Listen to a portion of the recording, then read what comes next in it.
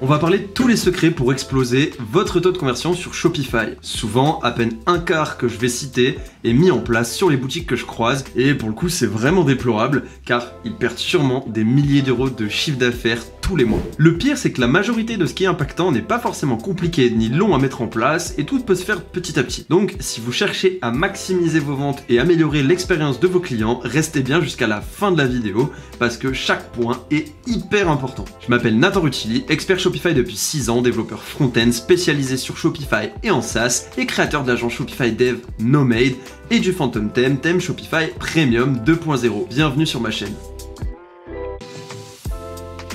Pour démarrer cette vidéo, j'ai préparé une checklist spécifique pour améliorer le taux de conversion sur n'importe quelle boutique Shopify. Je vais vous expliquer comment cette checklist fonctionne en sachant qu'elle est disponible gratuitement. Le lien est en description, vous pouvez la dupliquer sur un espace Notion pour faire exactement pareil avec votre boutique à vous. Sur cette checklist, vous allez retrouver tous les types de pages qui sont importants, les paramètres généraux et pour chacun des catégories intérieures. Donc là, on va retrouver général, page produit, page d'accueil, passage en caisse, page de collection, landing page de remerciement et page panier. Comme vous voyez, par groupe, on a une bonne liste, donc là vous avez de quoi faire au moins doubler votre taux de conversion si vous n'avez pas mis en place la totalité de tout ce qui est indiqué dans cette liste. On va commencer par les points les plus importants, catégorie par catégorie. Je ne vais pas voir la totalité de ces points dans cette vidéo, je vous laisserai bien sûr le soin d'aller checker par vous-même. Si on prend le cas du général dans un premier temps, on va retrouver la catégorie à laquelle se réfère le point en question. Ensuite, la petite check ici indique si on a fait la tâche ou non, et donc le statut passe en fait ou à faire. Ensuite, le nom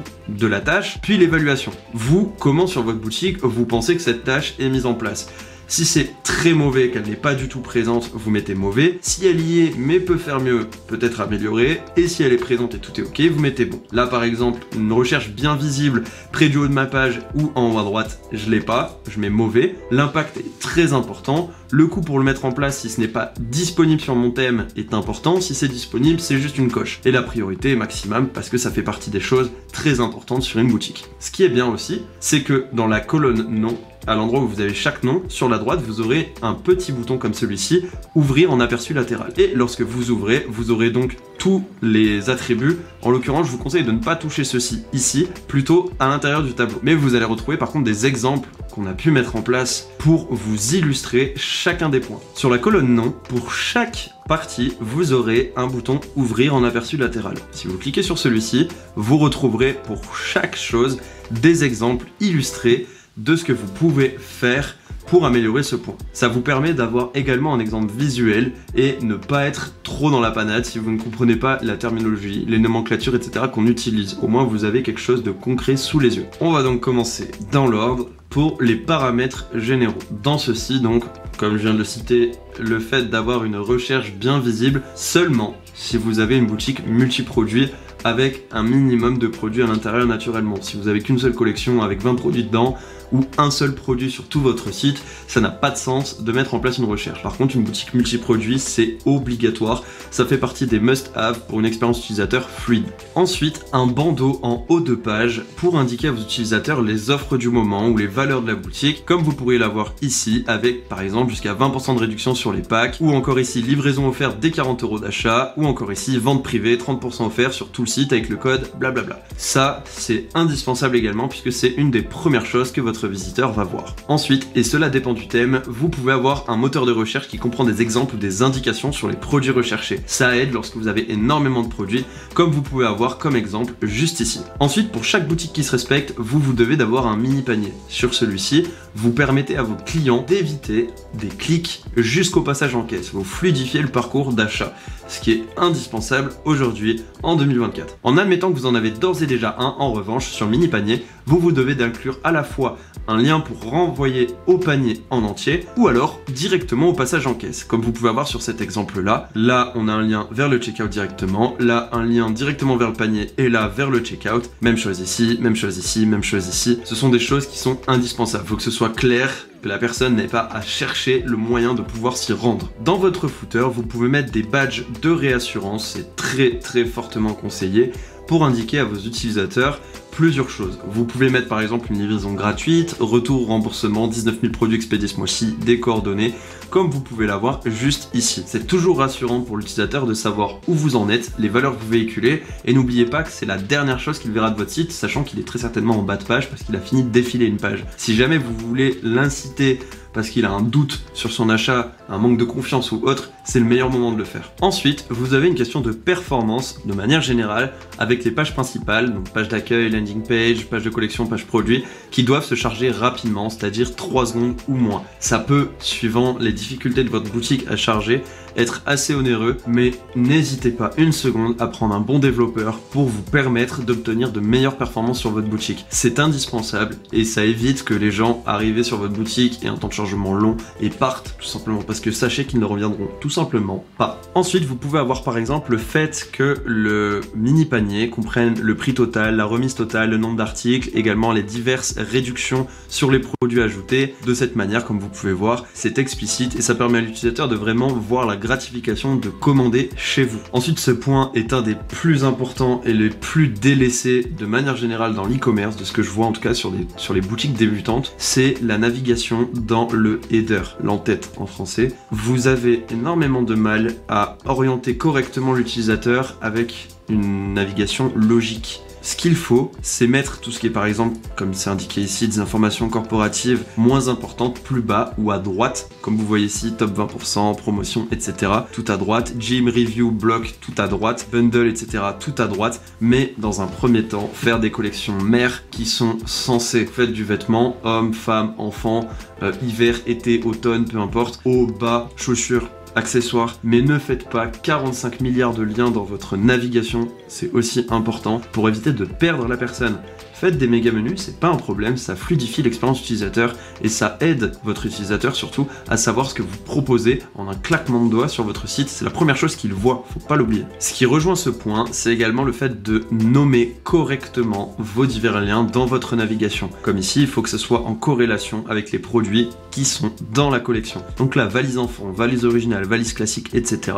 C'est logique, vous avez quelque chose de propre. Par exemple, dans celui-ci également, vous retrouverez les dentifrices solides, les dentifrices gel. On sait exactement de quoi ça parle juste en lisant ces quelques mots. C'est très pratique, c'est encore une fois une réduction des efforts pour l'utilisateur afin d'atteindre quelque chose qui pourrait l'intéresser. Enfin, quelque chose qui n'est pas présent sur énormément de thèmes, en tout cas sur le theme store de Shopify, mais présent sur le Phantom Theme, c'est ce qu'on appelle une gamification. C'est une petite barre de progression qui augmente au fur et à mesure que le prix du panier total augmente, permettant aux clients d'obtenir des réductions, une livraison gratuite, des produits gratuits au fur et à mesure que son panier moyen augmente. Ici, il faut que ce soit affiché clairement pour l'utilisateur qu'il est en train de gagner des choses au fur et à mesure qu'il dépense plus. Si vous vous offrez une livraison gratuite, il faut indiquer au visiteur combien il lui reste à payer pour l'obtenir, comme vous pouvez l'avoir juste ici par exemple. Pour la suite, je vais plus ou moins survoler parce que comme vous pouvez le voir, il y en a encore énormément dans tout ce qui est impactant, donc en rouge ici, il y en a au moins encore 150 ou 200, donc c'est des choses que vous aurez à mettre en place sur votre boutique au fur et à mesure. Je vais simplement survoler les noms et vous aurez une idée de ce qu'il reste à faire en fait sur votre boutique. Par exemple, un client peut donner son adresse email si le produit n'est actuellement pas disponible, il sera informé dès qu'il le sera. Vous pouvez mettre en place cette fonctionnalité très simplement en utilisant Klaviyo avec de l'email marketing.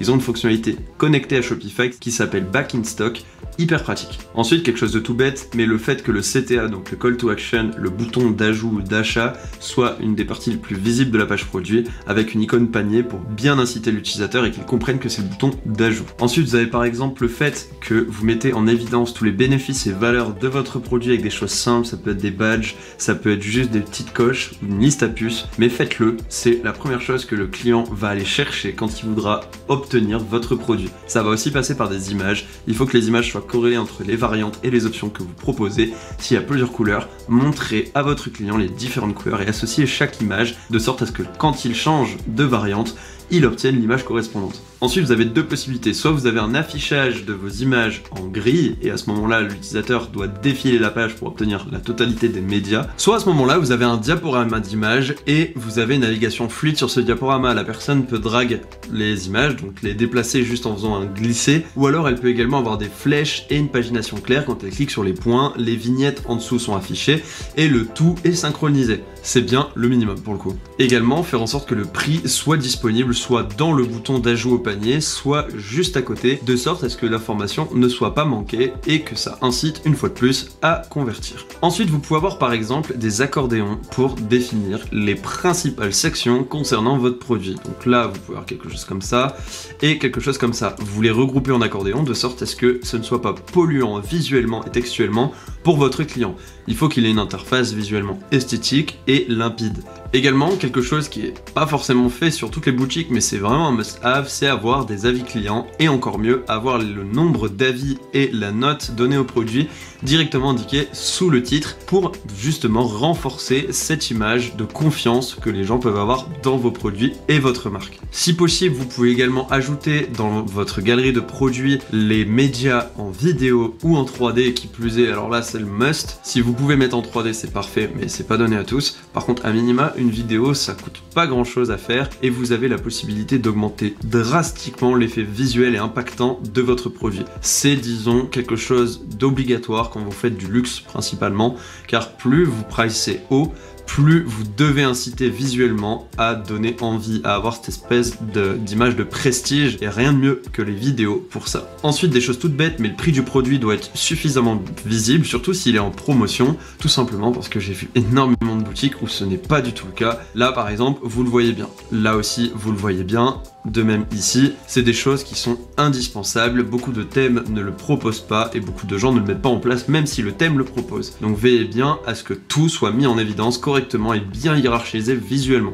Ensuite, quelque chose de tout bête, mais en règle générale, quand vous avez des témoignages, c'est encore mieux d'en avoir avec des photos. Donc incitez vos utilisateurs et clients à vous donner des témoignages avec images, par exemple en leur offrant des codes promo, c'est possible avec l'application Lux ou Yotpo, pour pouvoir obtenir ces images-là directement sur votre page produit. Le mieux, c'est aussi qu'ils sourient pendant qu'ils prennent la photo. Ça donne une image bien plus agréable à regarder de vos produits en train d'être utilisés ou ayant été utilisés par vos clients. Je passe pour la suite des choses qui sont concernées sur la page produit, tout simplement parce qu'il y a encore beaucoup de catégories à aborder et dans la logique, vous irez voir vous-même sur le lien en description pour pouvoir l'appliquer à votre boutique et vous aurez donc tout le détail que vous pourrez prendre le temps de d'éplucher petit à petit. Comme je vous ai dit, dans chacune des pages, vous avez en plus de ça des exemples, donc n'hésitez pas à aller fouiller. En passant à la page d'accueil, vous devez avoir quelque chose qui met en évidence toutes les offres spécifiques, spéciales et d'urgence que vous avez actuellement. Ça peut être du Black Friday, ça peut être une nouvelle collection ou des offres promotionnelles de l'été. Vous devez aussi également avoir des avis généraux des clients ou des spécificités du produit avec un lien vers le produit lui-même. Ça, c'est si vous êtes en monoproduit. La première partie, c'est si vous avez d'ores et déjà des avis clients, mais si vous n'en avez pas, pressez-vous d'en récolter ou au pire, mettez des faux avis au début, c'est pas un problème. Juste affirmez la confiance que vos clients doivent percevoir en vous. Ensuite, votre page d'accueil doit contenir des CTA renvoyant vers vos collections principales, de sorte à ce que vous fluidifiez la navigation. Si la personne a raté le coche d'aller dans votre navigation principale en en-tête, il faut qu'elle puisse y accéder directement depuis la page d'accueil au fur et à mesure qu'elle défile, à compter de l'instant où son intérêt a été accroché. Également, vous devez avoir des images significatives représentant vos produits mis en scène, de sorte à pouvoir indiquer ce que vous vendez, et ça avec une haute qualité, améliorer l'image que les gens percevront de votre boutique. Également, la proposition de valeur doit être clairement indiquée sur la page d'accueil, que ce soit avec un slogan, un texte, et vous devez citer vos valeurs, vos bénéfices et ce que va gagner le client à acheter chez vous. Ça peut être du 100% français, ça peut être de l'écologique, ça peut être du transport rapide, une satisfaction client avérée, mais s'il vous plaît, mettez ces bénéfices en valeur. C'est une des choses primordiales sur une boutique, notamment sur la page d'accueil. Enfin, pour ce dernier point que j'aborde sur la page d'accueil, vous devez avoir une page d'accueil qui suit une hiérarchie visuelle claire et directe. Il faut pas passer par quatre chemins, faut pas mélanger tout au même endroit, il faut qu'il y ait section, section, section, et ça proprement avec des collections mises en avant, un fil correct, des valeurs, des témoignages, et tout ça, que ce soit de manière cohérente, que même vous, en étant sur votre boutique, vous soyez intéressé par le fait d'aller en voir plus. J'espère que cette liste peut vous être utile, et si c'est le cas, je vous invite à liker cette vidéo, vous abonner, activer la cloche de notification pour nos prochaines vidéos, en sachant que je réaliserai d'autres vidéos comme celle-ci, où je vous donne un maximum de valeurs gratuites. Pour la partie du passage en caisse, Shopify gère déjà la majorité de tous ces points. En revanche, si vous utilisez une application tierce pour votre checkout, il se peut que quelques-uns de ces points ne soient pas mis en pratique, donc c'est pour vous que cette partie-là est faite. N'hésitez pas à aller checker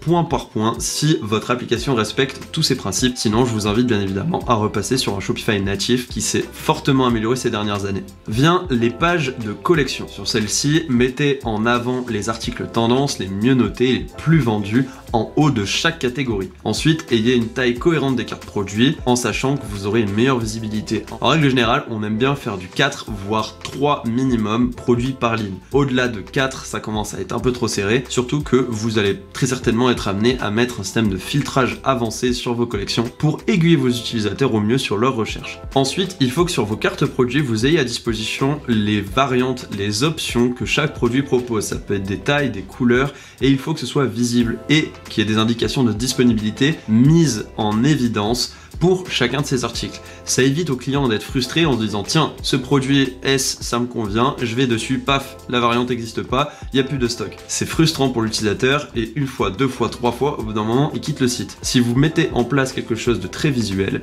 ce sera impactant positivement. Ensuite, vous avez des filtres affichés, comme je pouvais les mentionner précédemment, en haut à gauche, de sorte à pouvoir aiguiller votre utilisateur au mieux parmi les diverses options, champs méta, prix, disponibilité que vous avez sur vos collections. Ces filtres doivent être clairs, lisibles et explicites. Ensuite, vous pouvez également proposer sur une carte produit pour un produit épuisé au client de renseigner son email, toujours avec Klaviyo et la fonctionnalité Back in Stock, de sorte à ce qu'il soit alerté lorsque le produit est de nouveau disponible. Les clients peuvent également sélectionner plusieurs filtres à la fois. Désormais, Shopify le prend majoritairement en considération et tous les thèmes proposés sur le theme store également, le Phantom thème compris.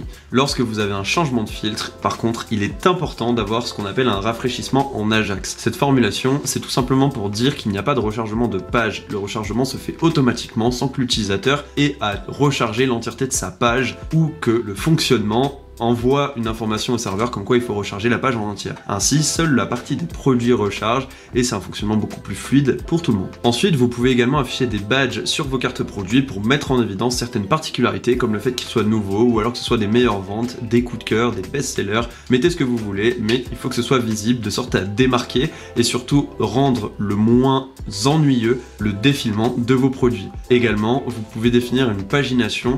Donc en règle générale, on aime bien mettre 48 produits, c'est une norme, 48 produits par page, et vous pouvez mettre deux options, soit une pagination directement avec des chiffres et des flèches en bas de page, soit une pagination infinie, et donc lors du défilement, la suite des produits est chargée. Bien sûr, ça dépendra encore une fois du thème sur lequel vous vous trouvez. Si cette fonctionnalité n'est pas présente, vous devrez de trouver un développeur pour pouvoir le réaliser pour vous. Enfin, pour clore cette vidéo, je vais attaquer la partie de la page panier ou du mini panier, qui est à mon sens également une des plus importantes avec la partie de la page produit, de sorte à ce que vous ayez les meilleures pratiques à mettre en place sur celui-ci. Dans un premier temps, le b.a.-ba, et il y a un bouton pour procéder au paiement le plus visible possible. Ça doit être l'élément le plus visible sur cette partie. Ensuite, vous pouvez afficher des paiements alternatifs, donc d'autres solutions de paiement comme Amazon, Google Pay, PayPal, etc. Vous pouvez afficher des déclencheurs de rareté à côté de chaque article, seulement un article en stock, ou alors un panier réservé pendant tant de temps, de sorte à inciter encore une fois à l'achat impulsif. Vous pouvez afficher les taxes estimées, également afficher un moyen facile de contacter le centre d'aide du magasin, que ce soit un chat, un numéro de téléphone ou autre, ça dépend des applications que vous avez mises en place sur votre boutique. Je précise qu'un chat, c'est quelque chose qui augmente fortement la confiance de vos utilisateurs et ça leur permet justement de pouvoir obtenir des renseignements très simplement, de sorte à ce qu'ils puissent être rassurés sur une petite question où celle-ci, si elle n'avait pas été répondue, aurait fait échouer la vente. Enfin, vous pouvez mettre une date approximative de livraison, c'est quelque chose de très rassurant pour vos utilisateurs, et vous avez l'affichage de vos produits qui est clair et épuré. Vous avez également la possibilité de supprimer facilement un article de votre panier, de choisir la quantité, et également potentiellement, si jamais votre thème le permet, de pouvoir changer de variante directement dans le panier. Si possible par le biais d'une application ou de votre thème s'il peut, mettre également en place des upsells sur votre page panier pour augmenter votre panier moyen. C'est également un must-have dans le commerce moderne. Après avoir parcouru en grande majorité les points les plus importants de chacune des catégories pour augmenter votre taux de conversion sur votre boutique, cette vidéo se termine à présent. Si vous avez envie de rejoindre un groupe Discord avec une communauté engagée de personnes dans le business en ligne de manière générale, ça peut être des graphistes, des développeurs, des e-commerçants, n'hésitez pas, le lien est en description et on vous attend nombreux. Sur ce, c'était Nathan Rutilli, je vous dis à la prochaine.